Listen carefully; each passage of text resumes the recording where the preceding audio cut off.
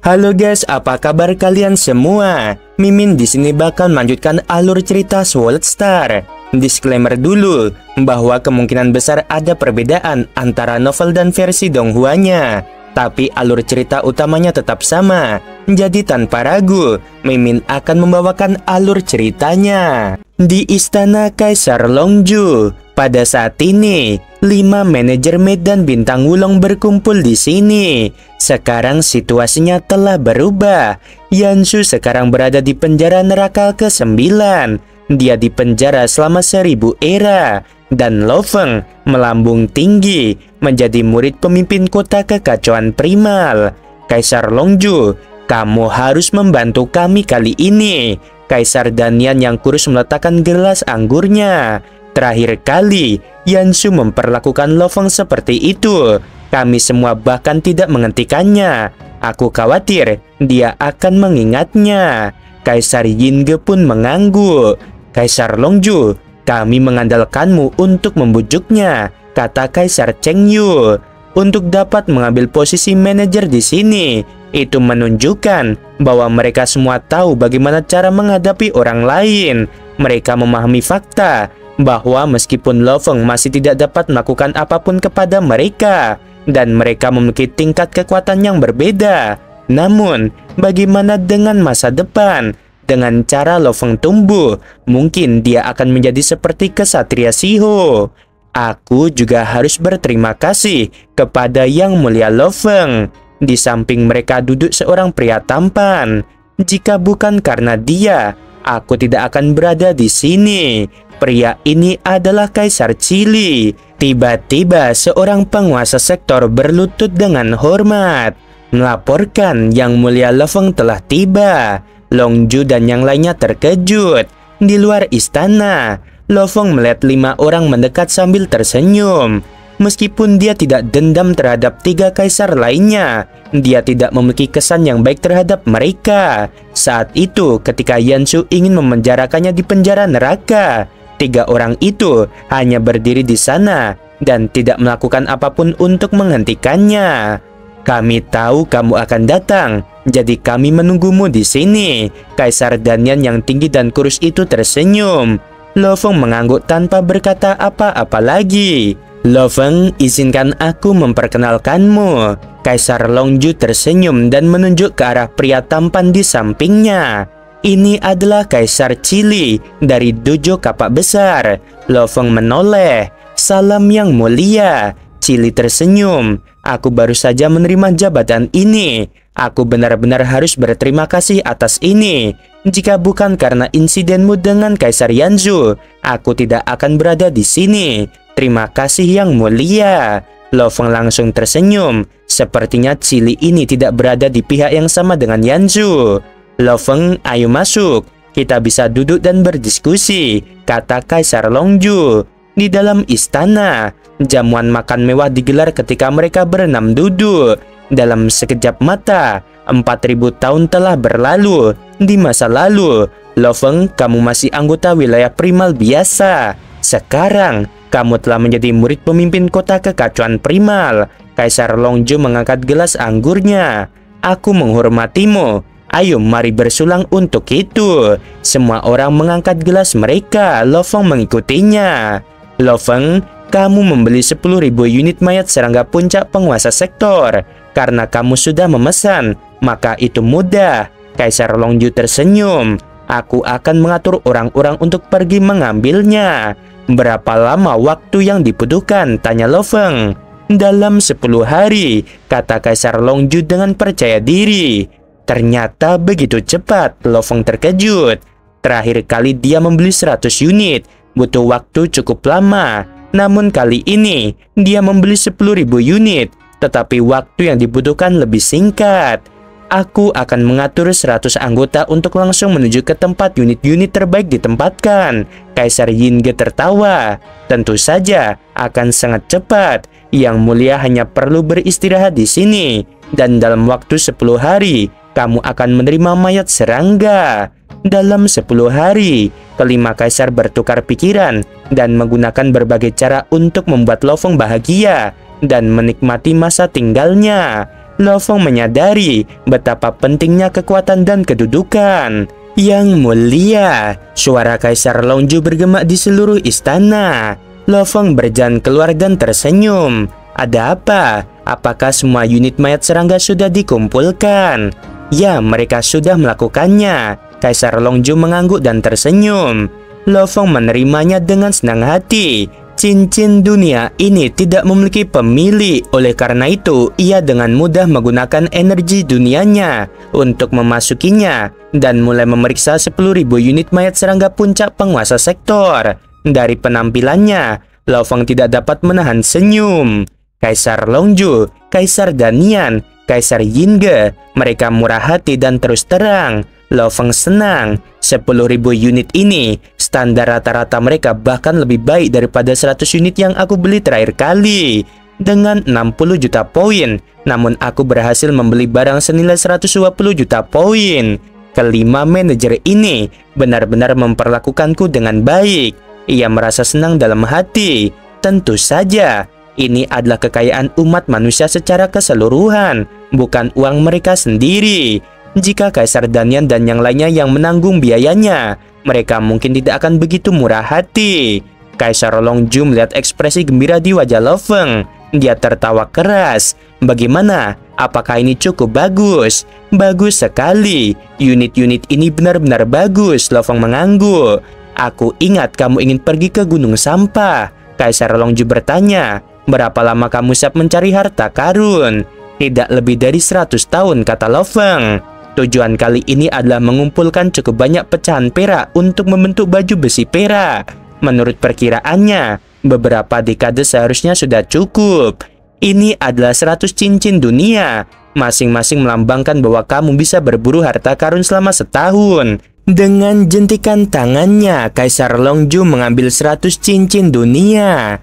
Juga, aku akan mengirimkanmu peta pengawasan. Dengan wewenangmu, kamu bisa melihatnya. Ketika saatnya tiba, kamu bisa bebas mencari harta karun tanpa perlu ada yang mengikutimu. Setelah beberapa waktu, Lo Feng memperoleh wewenang dan layar di lengannya menampilkan seluruh peta bintang Wulong. Kaisar Longju, aku akan pergi berburu harta karun. Lo Feng tersenyum. Lo Feng duduk di kapal semestanya dan melihat peta di layar lengannya.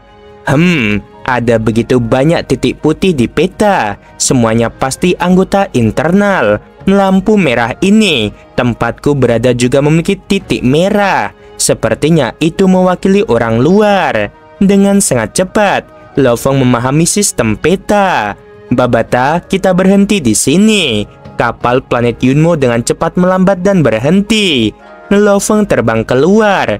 Lo Feng sekali lagi bisa merasakan panggilan itu. Di sana ada pecahan-pecahan. Dengan gerakan tangannya, dia menahan pesawat Yunmo dan terbang cepat ke arah itu. Dia berakselerasi dan dengan cepat mencapai kecepatan cahaya. Keberuntunganku tidak buruk. Hanya dari perjalanan ini, aku menemukan 2 pecahan perak. Lo Feng berdiri di antara tumpukan sampah, dipenuhi kegembiraan. Terakhir kali, butuh waktu 2 tahun bagiku untuk mengumpulkan 232 pecahan hitam dan 12 pecahan perak beserta 1 pecahan. Aku hanya mampu merakit 2 baju sirah prajurit lengkap. Mencari pecahan perak itu sangat sulit. Efisiensinya tidak buruk pada awalnya, tetapi seiring berjalannya waktu, mulai menurun. Sepanjang perjalanan, ia telah mengumpulkan beberapa baju sirah prajurit lainnya. Jelas, jauh lebih mudah untuk menemukan pecahan hitam, tetapi tujuan utamanya kali ini adalah untuk mendapatkan pecahan perak. Lo Feng tidak menyerah. Sebenarnya dia hanya mengirimkan seutas kesadaran untuk mencari harta karun. Binatang bertanduk emas dan tubuh Mosa sedang mempelajari persenjataan Nansen 7 bentuk tingkat kedua. Di alam semesta virtual, Pulau Gunung Naga Hitam, Luo Ping dan Luo Hai berteriak di luar pintu. Luo Ping, Luo Hai, ayahmu baru saja kembali. Tidak bisakah kalian membiarkanku menghabiskan waktu berdua dengannya dulu? Shushin berkata dengan tidak senang. Bukankah dia sering kembali selama 21 tahun ini? Luo Hai tertawa keras dan melangkah maju. Kedua pemuda itu melangkah maju. Meskipun mereka telah hidup selama lebih dari 4.000 tahun, mereka sama sekali tidak menua.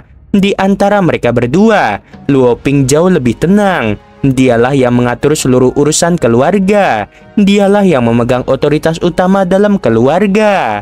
Luo Hai adalah kebalikannya, hampir seperti bandit yang tidak beradab. Matanya menyala dengan semangat juang. Dua putra dengan dua karakter yang berbeda. Mengumpulkan baju besi perak lengkap bukanlah hal mudah. Dia belum berhasil. Terlebih lagi, rencananya adalah mengumpulkan dua.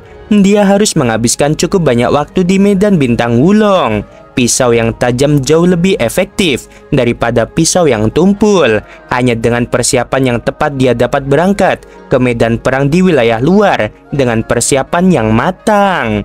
Setelah medan bintang Wulong selesai, apakah kamu akan menuju ke perang wilayah luar? Luo Hai tidak dapat menahan diri untuk bertanya.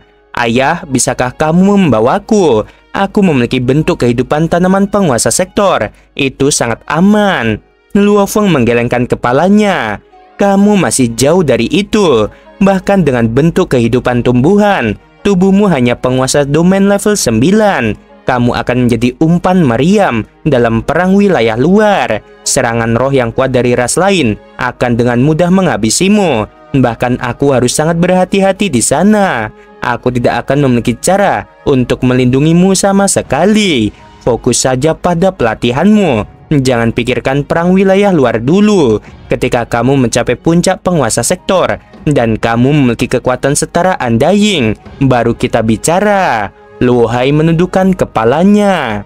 Lo Feng berkata, kamu memiliki sumber daya yang tidak akan pernah dimiliki oleh orang lain. Jadi, hargailah sumber daya itu.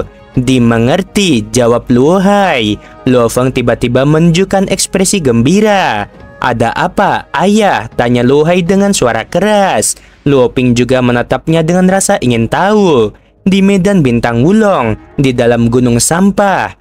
21 tahun telah berlalu. Aku telah mengumpulkan total 1985 fragmen hitam sebelum akhirnya menyelesaikan 113 fragmen perak. Lo Feng berdiri di dalam gunung. Dia memaksa mutiara baju sirah prajurit keluar dari tubuhnya. Lalu, sejumlah besar fragmen perak masuk dan perubahan khusus mulai terjadi. Sejumlah besar cairan perak terkumpul di dalam tubuhnya hingga mencapai batas. Luo Feng merasakan seluruh tubuhnya bergetar. Setelah itu, sebuah kata misterius muncul di dadanya. Ini adalah jejak kata berwarna perak gelap. Itu adalah kata ras Dewa Api yang berkata Jenderal. Melihat kata-kata ras Dewa Api, banyak pikiran muncul di benak Luo Feng. Baju besi hitam sebelumnya memiliki kata prajurit. Kali ini adalah jenderal. Mari kita rasakan kekuatannya, pikir Luo Feng. Luo Feng menarik napas dalam-dalam. Dia bisa merasakan nyeri di setiap otot di sekujur tubuhnya, hampir seperti terkoyak. Baju sirah ini jauh melebihi kekuatan baju sirah prajurit. Dengan sekali dorong, dia sudah bisa merasakan batas kemampuannya tercapai. Itu membuatnya sangat sakit. Aku hanya bisa memicu sekitar 1200 kali kekuatan penguasa sektor.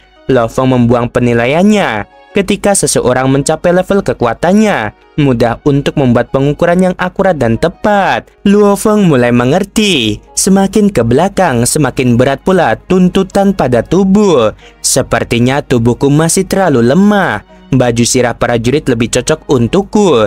Baju sirah jenderal ini terlalu keras untuk tubuhku sekarang. Tebakannya tidak salah. Baju sirah prajurit adalah baju sirah paling dasar. Dimaksudkan untuk digunakan oleh para penguasa sektor. Dan baju sirah jenderal ini untuk makhluk Undying. Tentu saja persyaratannya jauh lebih ketat. Mutiara jenderal. Dengan pikirannya, dia mengubah baju sirah jenderal menjadi mutiara, yaitu bola perak bundar.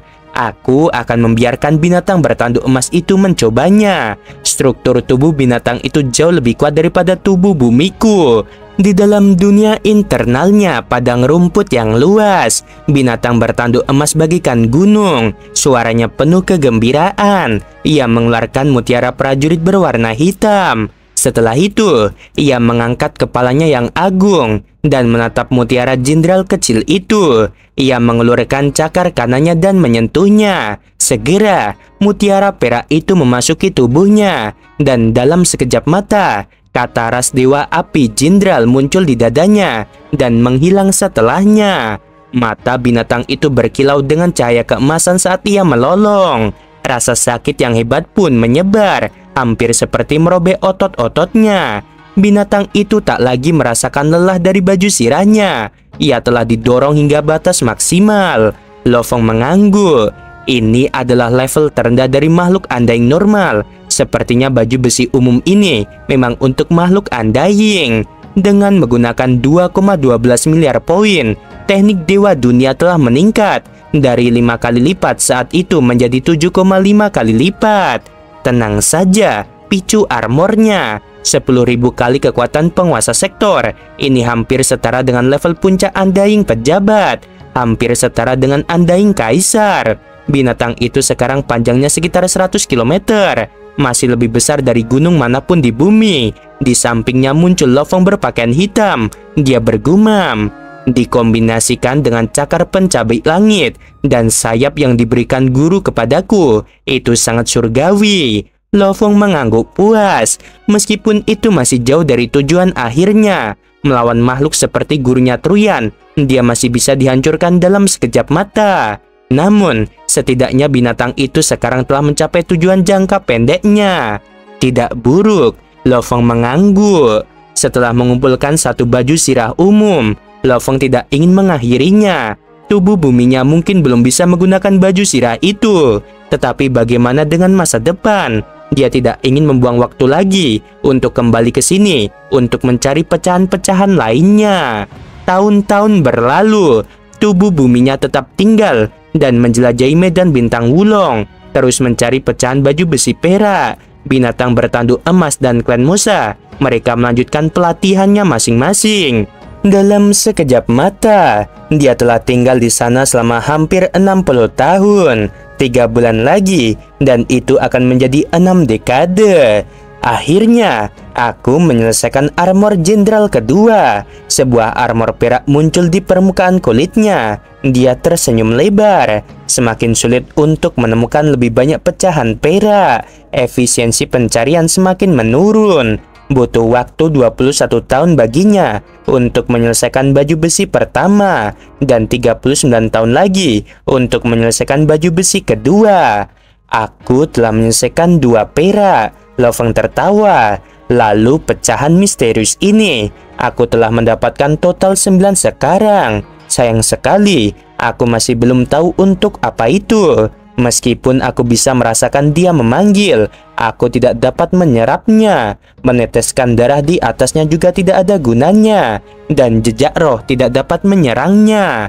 Di dalam dunia internalnya Pulau Serangga, Alina telah menghasilkan total 1,5 juta Raja Harimau berlapis baja, bersama dengan 200.000 Raja Belalang Sembah dan 200.000 Raja Tombak Bayangan. Mayat-mayat yang tersisa digunakan untuk menciptakan serangga berlapis baja harimau biasa.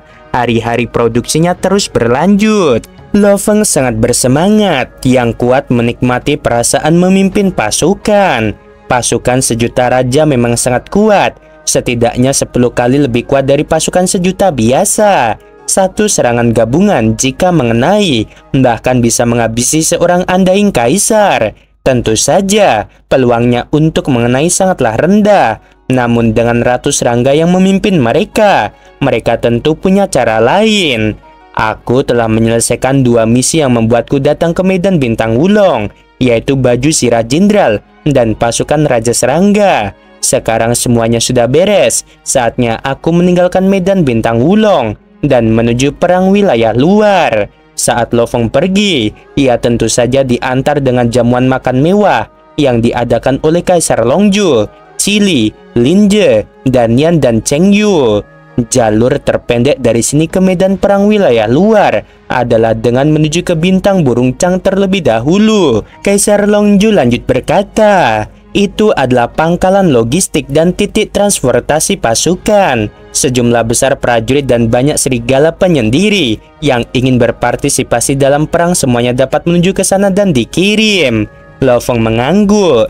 Terima kasih atas keramah tamahannya, aku pergi dulu. Lo Feng tertawa. Lalu dia berbalik dan pergi, mengambil kapalnya dan menuju ke titik pasukan Bintang Burung. Bintang Burung Chang, salah satu dari 8 pangkalan logistik besar umat manusia. Itu juga merupakan titik transportasi bagi pasukan. Kita sudah sampai. Lo Feng menatap planet besar itu. Lo Feng, kami telah menerima sinyal dari Bintang Burung Chang. Babada berteriak dari ruang kendali. Sudah dijawab. Ikuti saja instruksi mereka. Lo Feng mengangguk. Lo Feng terbang keluar dari kapal dan menyimpannya di dalam cincin dunia. Apa kabar? Aku pekerja di sini. Seorang pria berbaju besi tersenyum. Ia terkejut dalam hati. Melihat keningnya, ia adalah penguasa sektor yang diakui hukum. Seorang penguasa sektor benar-benar mampu membeli kapal seperti itu. Ia pasti memiliki latar belakang yang hebat. Lo Feng meliriknya. Kepala pria ini seperti ubur-ubur, agak tembus cahaya. Aku meminta untuk memasuki wilayah perang terluar. Kemana aku harus pergi? Tanya Lo Feng. Pria itu menuju ke jalur kaca transparan yang jauh. Jalur ini panjangnya lebih dari 3000 km. Ujungnya adalah tempat berkumpulnya. Terima kasih, Lo Feng mengangguk. Apa kabar? Silahkan menuju ke sini untuk beristirahat. Seorang pekerja wanita yang menawan dengan ekor berbulu berjalan mendekat. Kapan kita akan berangkat berperang? Tanya Lo Feng. Kita harus menunggu sejumlah orang. Kalau tidak, biaya perjalanan akan terlalu tinggi. Wanita itu tersenyum. Tuan Sektor, waktumu sudah tepat.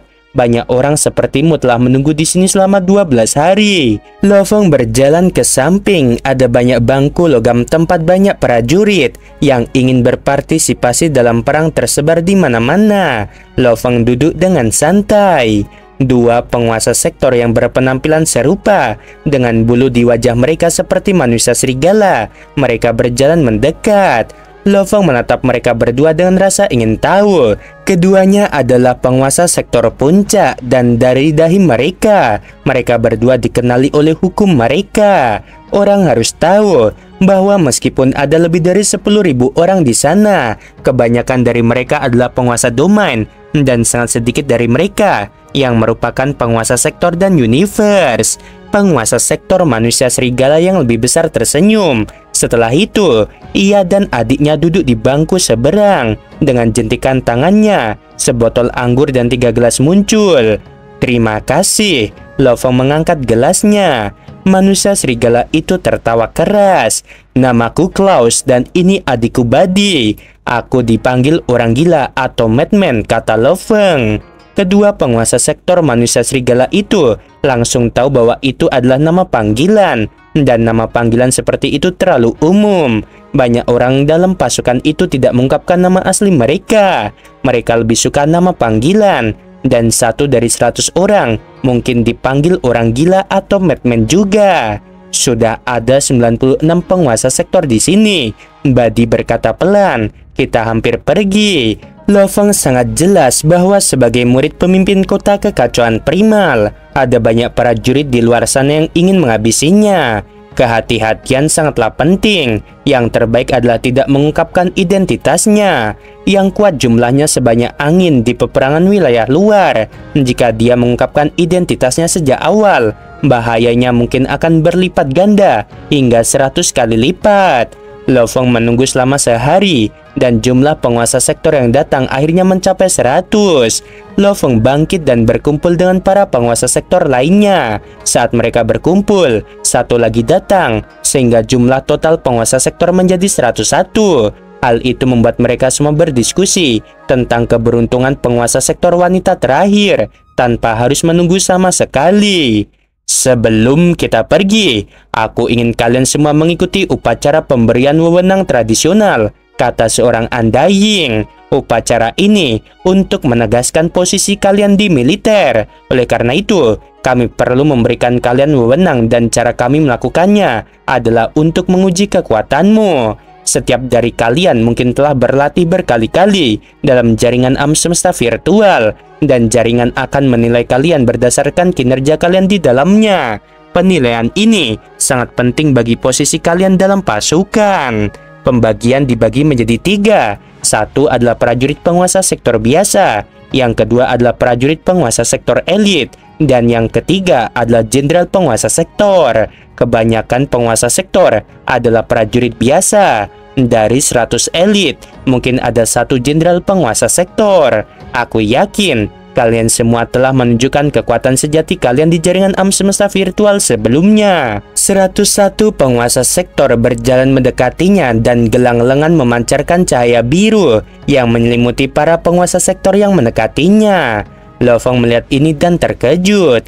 Ada begitu banyak elit. Menurut teori, prajurit penguasa sektor biasa seharusnya menjadi bagian terbesar dari pasukan. Sepertinya benar, para serigala penyendiri yang berani berperang sendirian semuanya memiliki kepercayaan diri. Sebagian besar dari mereka telah memperoleh pengakuan hukum. Para penguasa sektor semuanya berbaris untuk menerima jabatan mereka. Dan tibalah giliran Lo Fong. Cahaya biru menyelimuti dia dan ada suara, "Jenderal penguasa sektor." Adegan ini langsung membuat banyak orang terkejut. Di antara 101 penguasa sektor, sebenarnya ada 1 jenderal. Tidak buruk. Sang makhluk andaing melirik Lo Fong dengan terkejut, lalu menganggukkan kepalanya. Lo Fong berjalan ke samping dengan tenang. Sekali lagi, kelompok itu berbalik. Di dalam kelompok yang terdiri dari 101 penguasa sektor ini, sebenarnya ada 2 jenderal penguasa sektor. Lo Fong juga melihat ke arah mereka. Dia adalah seorang pemuda bertubuh tegap setinggi 3 meter. Matanya bersinar seperti 2 bilah pedang yang saling beradu, sehingga tidak ada yang berani meremehkannya. Oke guys, sampai sini dulu. Gimana? Bentar lagi ya Lo Fong tuh kemungkinan bakal enggak bentar lagi, mungkin masih lama teman-teman untuk ketemu Nolan San ya. Kita nggak tahu di episode berapa bakalan ketemu pokoknya dengan Nolan San. Nolan San tuh ya tahu sendiri kan, yang pengen mempunyai bumi di Donghuanya. Nah, ya begitulah teman-teman. Oke, sebelum video berakhir Min mau bilang sungguh membagongkan. Terima kasih.